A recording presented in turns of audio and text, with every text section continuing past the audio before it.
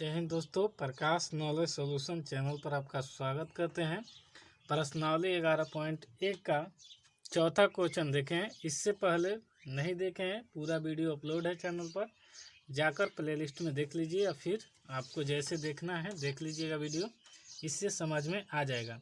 Channel पर नए हैं तो सब्सक्राइब और शेयर ज़रूर कीजिएगा, पसंद आए तो लाइक भी कर दीजिएगा। चौथा क्वेश्चन, आधार 8 सेंटीमीटर तथा ऊंचाई 4 सेंटीमीटर के एक समद्विबाहु त्रिभुज की रचना कीजिए और फिर एक अन्य त्रिभुज का रचना कीजिए जिसकी भुजाएं इस समद्विबाहु त्रिभुज के संगत भुजाओं का 1.1/2 गुनी हो। तो आइए इसको पहले फिगर के माध्यम से एक आधार हम पहले लिख लेते हैं जिसका 8 सेंटीमीटर होनी चाहिए लंबाई और फिर उसमें ऊंचाई 4 सेंटीमीटर होना चाहिए।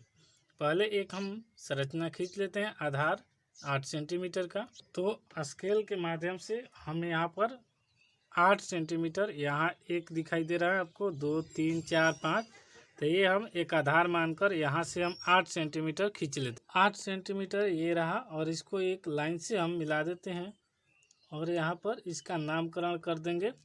यहाँ पर याद रखिएगा कि एग्ज़ाम में हमेशा कट पेंसिल से ही बनाना है, तभी आपको नंबर अच्छा मिलेगा, नहीं तो फिर नंबर कटेगा। ये 8 सेंटीमीटर का हो गया, इसका यहाँ पर लिख लेते हैं 8 सेंटीमीटर BC आधार मान लिया। अब हम इन दोनों के मध्य के बीच दूरी से थोड़ा सा ज़्यादा लेकर एक चाप काट लेंगे। एक इस तरफ चाप काटेंगे और एक ये ऊपर की तरफ चाप हम काट लेते हैं और उसके बाद एक यहाँ से हम चाप काट लेंगे, फिर एक यहाँ से इसको भी काट लेंगे।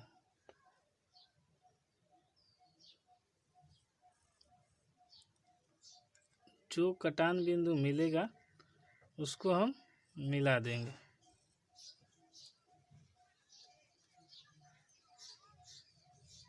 यानी हमको यहाँ पर मिल गया, नीचे भी और ऊपर भी, दोनों ही कटान बिंदु मिल गया। इस कटान बिंदु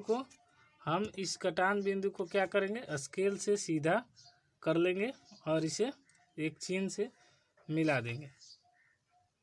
उसके बाद इस कटान बिंदु पर ये दोस्तों पहले इसको चित्र के माध्यम से हम इसको आधार मानकर एक आधार यहाँ से हम खींच लेते हैं 8 सेंटीमीटर का, इसमें बोला गया है क्वेश्चन में। तो इसमें 8 सेंटीमीटर का हम आधार खींच लिए। उसके बाद यहाँ से कहा गया है कि हमें एक लंब खींचना है, तो पहले आपको प्रकार को देखकर इसके आधे दूरी को नाप लेना है। आधे दूरी लेकर एक हम यहाँ से चाप काट लेंगे, फिर एक बार हम नीचे की ओर चाप काट लेंगे और यहाँ नीचे की ओर एक चाप काट लिए। फिर इसी प्रकार हम ए बिंदु पर रख लेंगे और यहाँ ए बिंदु है, इसका नामकरण पहले कर देते हैं ताकि आपको बताने में दिक्कत नहीं होगा। यहाँ पर बी मान लेते हैं और ये सी मान लेते हैं। उसके बाद हमें यहाँ पर चाप रखेंगे और यहाँ से फिर रखकर यहाँ पर काट लेंगे। यहाँ पर जो कट रहा है फिर एक बार नीचे यहाँ पर काट लेंगे। उसके बाद जो कट गया ये हमें मिलान कर लेना है, यहाँ पर मिलान कर लेंगे।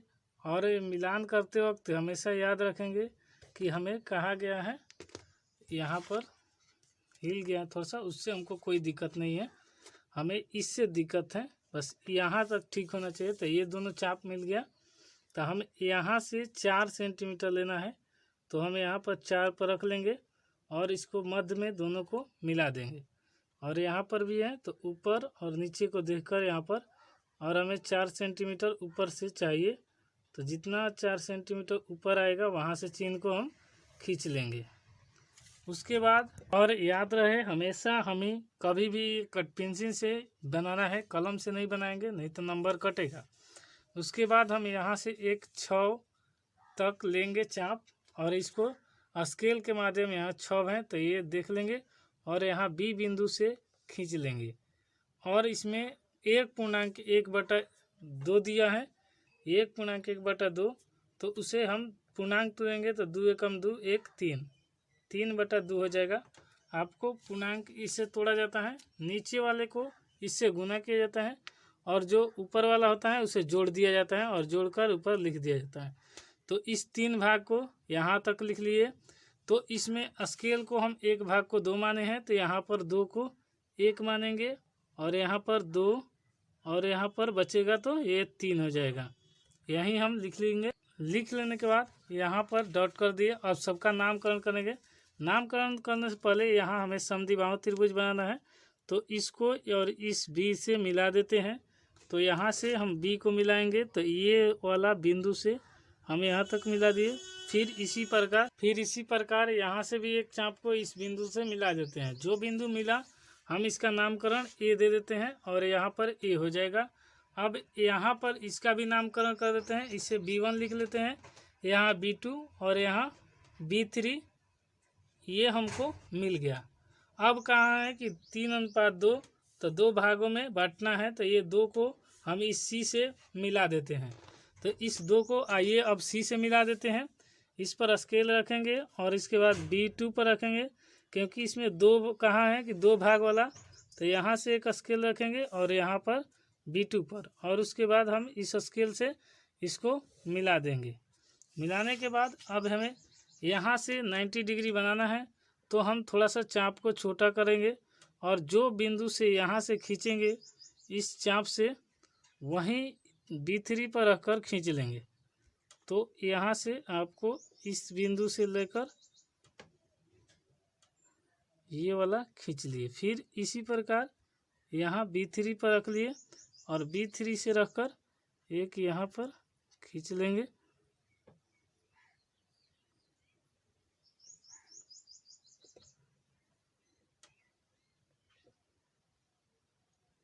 खींचने के बाद जो यहाँ से अब ये दूरी होगा, ये दूरी को नापकर यहाँ चिन्ह पर रखकर ये काट लेंगे। तो ये कर लेते। इसके बाद ये चाप पर हम रख लेंगे और इस चाप को रखकर इस बिंदु वाला यहाँ से हम काट लेंगे। अब ये जो कटा इसको इस तरफ मिला देंगे, यहाँ से कटा हुआ है, तो स्केल के सहायता से हम इस तरफ इसको खींच लेते हैं। ये स्केल से हम इस तरफ अब खींच लेंगे, यहाँ से इसको मिला देते हैं। मिलाने के बाद हम इस रेखा को थोड़ा सा आगे बढ़ा लेंगे और इस रेखा को आगे बढ़ाने से हमको ये बिंदु तक कट जाएगा और इसका नामकरण हम कर देंगे D।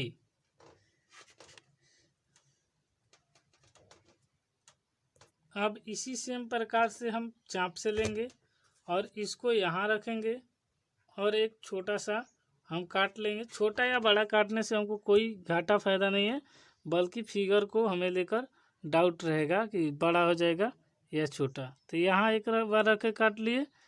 उसके बाद ये जो कटान बिंदु हुआ, फिर हम D पर रखकर एक बार काटेंगे और इस D पर रखकर काट लेंगे इस रेखा पर, यहाँ पर जो चाप बन रहा है। फिर यहाँ से ये दूरी को नाप लेंगे। इस दूरी के नापने के बाद यहाँ से रखकर काट लेंगे। तो पहले इस दूरी को हम नाप लेते हैं। तो इस दूरी के नाप लेने के बाद यहाँ पर अब यहाँ से हम काट लेंगे और जो कट गया ये कटेगा, जो ये वाला बिंदु अब हम D से यहाँ तक के मिला देंगे। जब ये हम मिला देंगे तो जो होगा यही हमारा एक त्रिभुज समरूप। तो इसको रख लेते हैं और यहाँ से एक हम इसका मिलान बिंदु कर देते हैं। हम मिलान करने के बाद यहाँ से हमको थोड़ा सा ऊपर की ओर इसको भी आगे बढ़ा लेते हैं ताकि हमें कोई बिंदु मिल जाए। और मिल जाने के बाद हमें यहीं जो बिंदु मिला यहाँ पर, वहीं हमारा आंसर हो जाएगा और इसका E नामकरण कर देते हैं। अब उसके बाद इसका रचना लिख लेते हैं। और रचना लिखने के बाद ये हमको 8 सेंटीमीटर बुक में दिया गया है, किताब में ही दिया गया है। क्वेश्चन में देख लीजिए, आधार 8 सेंटीमीटर है और ऊंचाई 4 सेंटीमीटर और संगत भुजाएं 1.1/2 गुनी है। तो यहीं लिखे हुए हैं। यहाँ पर देखिए 8 और ऊंचाई, इसको हम यहाँ से यहाँ 4 सेंटीमीटर लिए हैं। उसके बाद ये दोनों के बीच में कह रहा है कि अनुपात होनी चाहिए, तो 1 अनुपात यानी 1/2 बराबर होता है 3/2।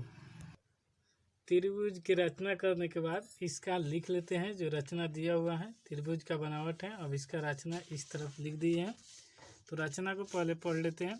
BC एक 8 सेंटीमीटर की रेखाखंड खींचा है, यानी ये BC हो गया। उसके बाद ऊंचाई 4 सेंटीमीटर इसको लिए हैं। उसके बाद त्रिभुज ABC का निर्माण किया। आप अपने विचार से और कुछ लिख सकते हैं, इसका नामकरण अलग भी कर देंगे और कुछ भी लिख सकते हैं। उसके बाद यहाँ पर ABC का निर्माण किया। फिर B से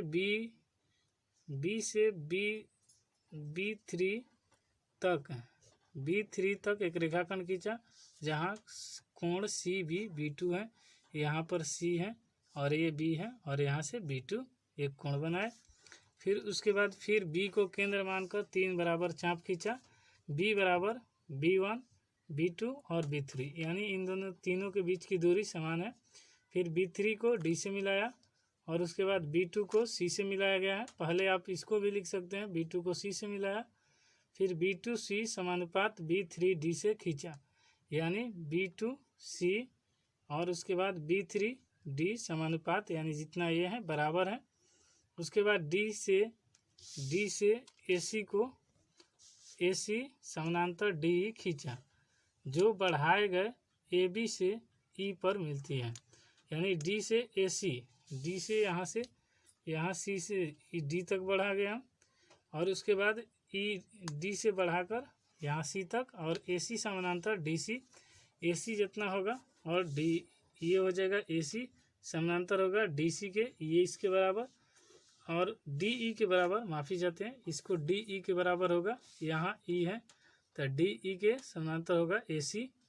और उसके बाद बढ़ाए गए AB को E पर मिलती है, बढ़ा दिए जो AB को E पर E मिलती है, इसका नामकरण E दे दिए। उसके बाद यहाँ पर इसका औचित्य लिख लेते हैं। तो औचित्य यहाँ पर इस प्रकार होगा कि DE समांतर AC, त्रिभुज ABC समरूप है EBD के। उसके बाद EB बटा AB, BD बटा AC, DE बटा AC 3:2 के। इस प्रकार त्रिभुज ABC के समरूप है त्रिभुज EBD, यहाँ पर दिखाई दिया।